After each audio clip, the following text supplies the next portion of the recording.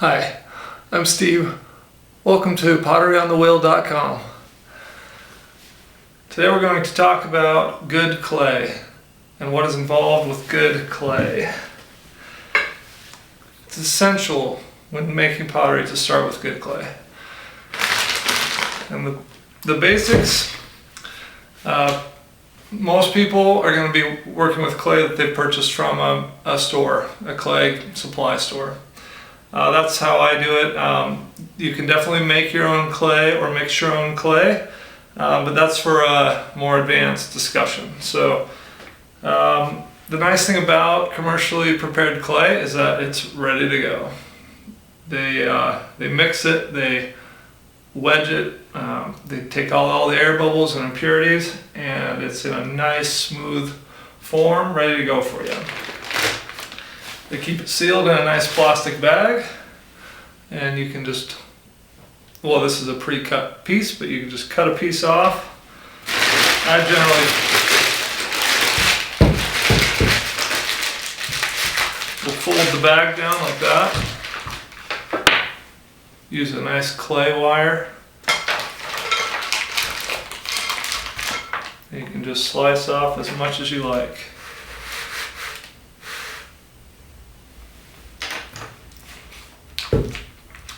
There it is, ready to go. We'll use this nice little piece for now.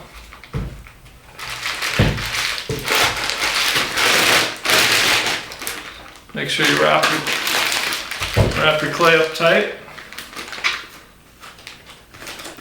so it doesn't dry out while you're throwing.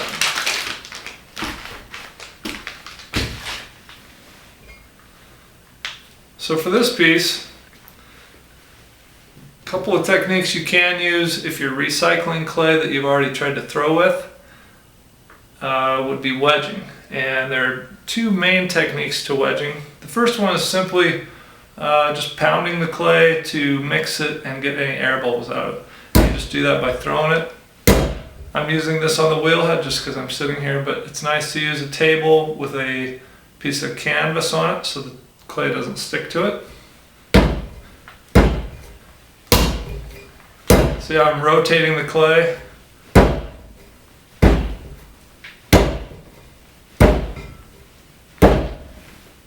And then to check for impurities or air bubbles, you can actually slice the clay in half and take a look at it. I'll give you a close-up here. See how smooth that is? Those little lines are just from the wire cutting through, but there are no air bubbles. If you see little dents and things like that, you'd have air bubbles, so you'd want to continue to mix that. Slap it back together hard. And the other technique is spiral wedging. You actually rotate the clay as you press it. You're not trying to mix any air into it like you would with kneading dough. You're actually trying to just kind of smear the clay and spiral it, which actually winds up the clay particles, which benefits you in throwing as well. But this is just getting a nice mixing into the clay and getting it ready for that circular motion of throwing on the wheel. And then you can just see how it's taking on this spiral shape, and then you can just kind of roll it into a ball, pat it, and it's ready to go for throwing. You want to start out when you're throwing with a nice smooth clay, and preferably a light colored clay, because when you start making a mess, if you have like a red terracotta clay, you're going to get clay everywhere and it'll stain your clothes and the walls and things like that. So if you start out with a neutral colored clay, that's good. And also a nice smooth one. You don't want a lot of sand in there, because sand will actually kind of wear down your skin if you don't use the right techniques, which it'll take you a while to get to that point where you can work around the sand. The other thing is just the dryness of the clay. You want it to be fairly moist. You can see how soft this clay is when I press on it. And it's very pliable. If it's hard in any way, then it's going to cause you a lot of problems when you're throwing. It's going to be very difficult. You're going to use a lot of muscles, and your joints are going to get sore from working so hard. So start out with a nice moist piece of clay. If it's sticky, that's too wet, but should just barely be almost sticky. So this will actually stick to the wheel pretty well, but you just don't want it to leave a lot of pasty mud. That's a little too wet. But again, if you have a fresh bag of clay that you've purchased, you're going to be in good shape for that. So now we'll get on to the next step, which is centering. Welcome back. Now we're going to talk about centering the clay on the wheel, which is pretty much the most important step when it comes to making pottery. So of course the first thing you want to do is put your ball of clay on the wheel and give it a good push so it sticks. There we go. And you can see I'm using a removable bat here on the surface of my wheel. That just makes it easier when I want to remove my pot. If I need to lift up that bat, I can. So of course the first thing you want to do is get your wheel spinning. Wet your hands and place them on the clay. Now there are a couple ways to do this. A lot of potters will use kind of their thumb over the center, but when you're starting out, one easy way to kind of try it is to kind of karate chop the top, and then so you're pressing down with one hand on top, pressing in with the other hand on the side.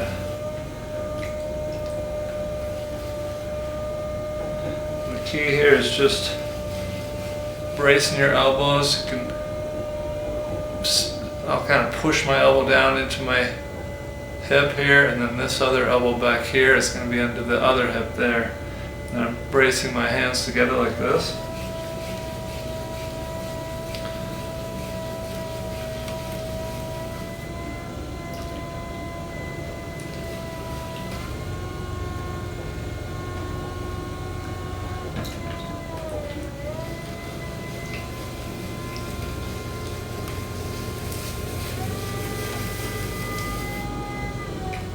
The key here is to kind of work the clay back and forth. So I'm going to press it in to raise it up a bit.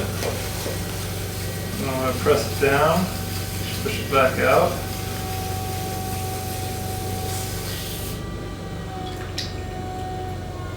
Switch sides so you can see what's going on a little better.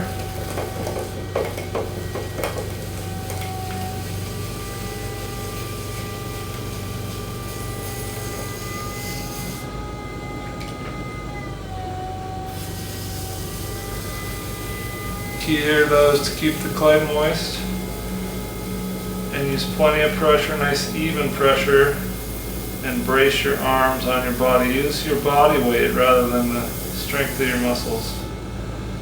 And then lift your hands off real slowly.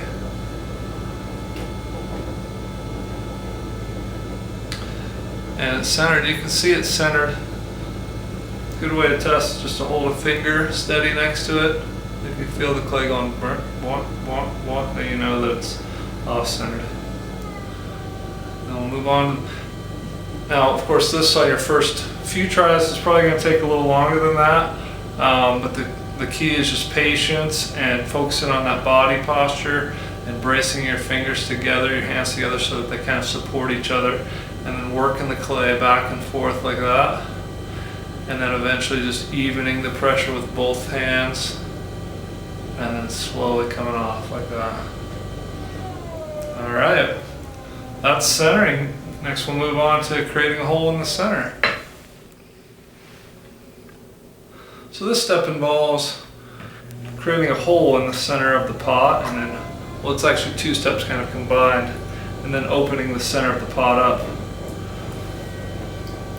So the simple way to open a hole in the center is to take both thumbs, and I'm going to have a little water on my thumbs so they don't stick.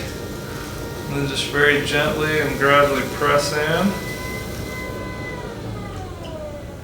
You can add some water if it gets dry. You're just pressing in gently and slowly with both thumbs. I'm going to stop before I get too far down because I need to leave a base for my pot, a floor if you will. And then to open up the form, just gently and slowly pull out with the thumbs.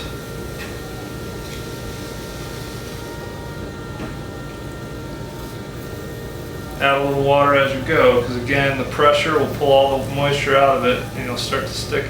I'm not squeezing here. I could actually have these fingers out here. I just have them there for comfort. I'm just gently pulling out on the clay like that. And don't pull out too far because you don't want to pull the walls off the pot. But as you can see, it's already starting to look like a pot. Maybe a little pot, but it's getting there. The next step we'll do is we'll finish and refine the floor of the pot. Now to finish the floor of the pot, the key is to just make sure that the floor is smooth. And you can use a couple of fingers, even 3 fingers if your pot's big enough. Or I also like to use squeeze most of the water out of your sponge and you can press the sponge in there. And just smooth it and use a little pressure and actually compress that clay. And then you can check the depth of the pot here just by inserting a needle into the floor and then sliding your finger until it touches the clay and then pulling it out. And by looking at the needle right there, so the distance from the tip of my finger to the end of the needle is the thickness of the pot. That's a little thin right there. So what I would do actually is pull some of this clay back in so I don't have too thin of a pot. And then smooth it over. And the hole from that needle will just naturally fill in with clay as you smooth the pot. And next, the exciting part, pulling up the walls. So when I start to pull up the walls, this is where the magic kind of begins because we're actually shaping and forming a pot now. And there are kind of 2 steps to this. The first is just one main pull where we kind of lift the clay. And then on the next step, we'll go back and kind of shape it and refine it. But for now, first you can see I have a tiny little wobble. So I'm just going to gently go in with my sponge and kind of compress that a little bit, almost recenter it a little, gently like that. I'm using these, this is my left hand, and I'm always going with the grain or with the spinning of the wheel. You don't want to work over here where you can gouge, your fingers can catch and gouge. Over here they have a nice glide. And those are just supporting the walls as you work with the sponge. But now for our pull, I'm going to add a little water to it so it doesn't stick.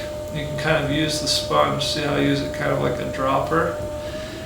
And I'm just gently pinching in, mostly pressing with my thumb on the outside here.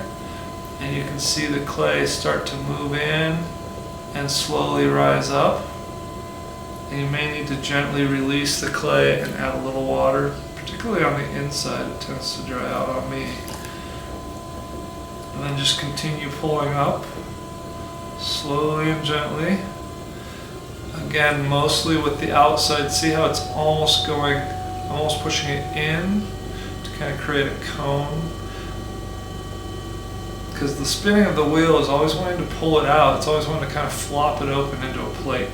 So you kind of have to just prevent that by gently pushing in. And then I'm going to use my sponge again here to kind of compress that rim a little bit. And you can kind of work it back and forth to round off the rim a little bit if you need to. Pull any excess water out of the inside. And that's the first pull. That's how we basically create the height, the initial height. And then next we'll work on shaping the walls. Now in order to finish the rim, if you have any unevenness in the rim here, then you'll want to cut it off. And there are essentially 2 ways to do this. The first way is to use a needle tool, just a good old clay needle. And you're going to support the rim gently with your fingers like this.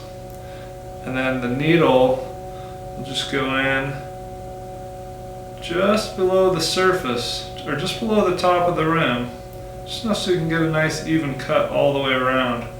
See, I'm just holding it there, I'm kind of waiting, and then it just instantly just cuts off.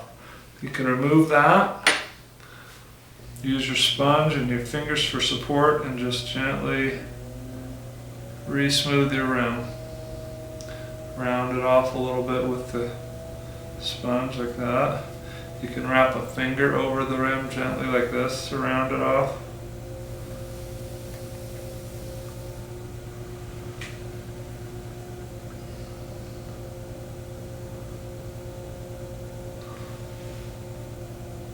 And the other method for cutting the rim is to use actually a wire clay cutting tool like this. It's just a wire.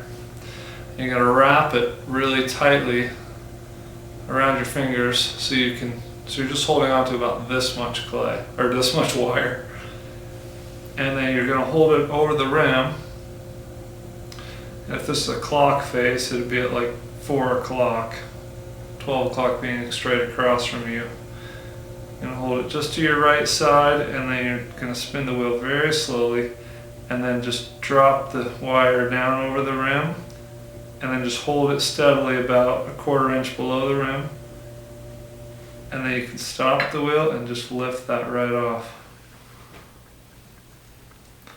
Both of those techniques take just a little bit of practice, but it's a really good thing to know if you have a otherwise very nice pot, but you're having just a little bit of trouble with the little wobble in the rim. Maybe you have an air bubble or something where you're a little off-centered when you're making the hole.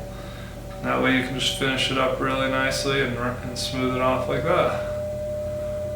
Next step is going to be trimming the base, just cutting a little extra weight off the base, and your pot is almost finished. So one of the last things we have to do before we take our pot off the wheel is we just have some of this excess clay here that we kind of left so it would have some extra structure, a little strength to hold up the walls as we brought them up. But now we're going to take this little clay cart, or like wooden knife basically, and holding it like a pencil, I'm just going to come in here and spin the wheel real slowly, and I always touch it to the wheel first, and then I just slowly carve in. I brace it with my other hand. See how my other finger is right here? And I cut in a fair ways, almost undercutting a little bit underneath, like that. And then I cut this away, just very slowly turning the wheel and pulling that away. You can turn the wheel by hand too, if you need to, like this.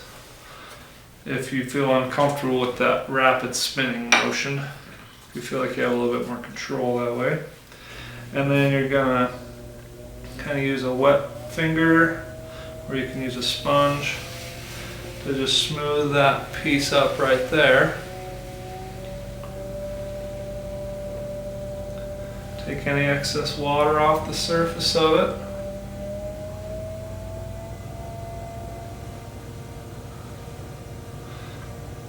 And your pot is finished. Now in this case, we'll just go one step further if we wanted. If we wanted to make kind of a wider bowl shape out of this, I'm just going to actually pull this open a little bit. Really gently, really slowly.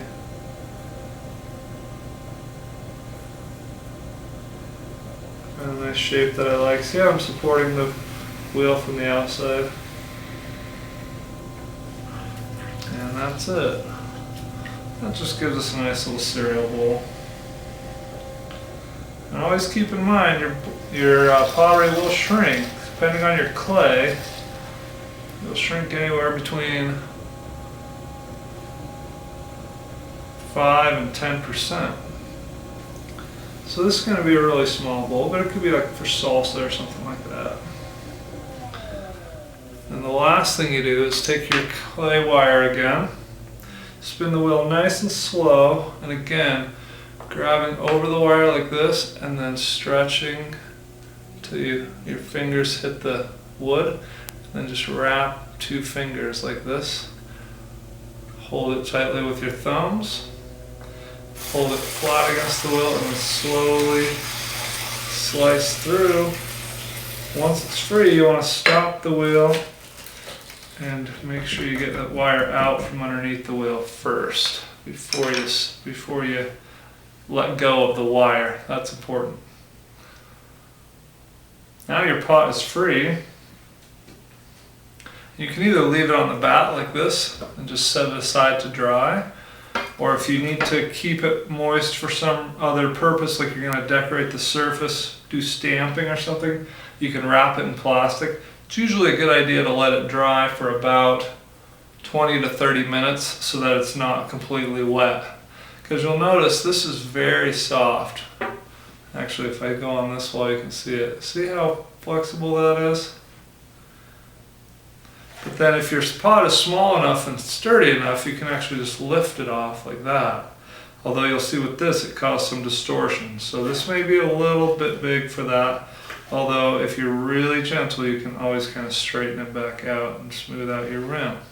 One thing I just wanted to show you though, is we're done with this pot. We'll basically let this dry. But to give you an idea of what it'll look like, what the walls and the thickness of the walls looks like, I'm just going to do a nice cross section for you here. And I'd encourage you to try this with your pot from time to time.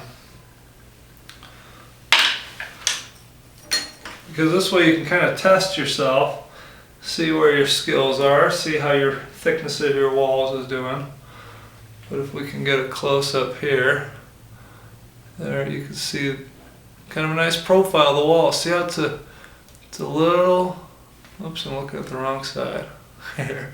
It's a little thicker down here, just enough to give it some support. And if we're going to trim this on the wheel later by drying it and flipping it over, we're going to trim a little bit of that off.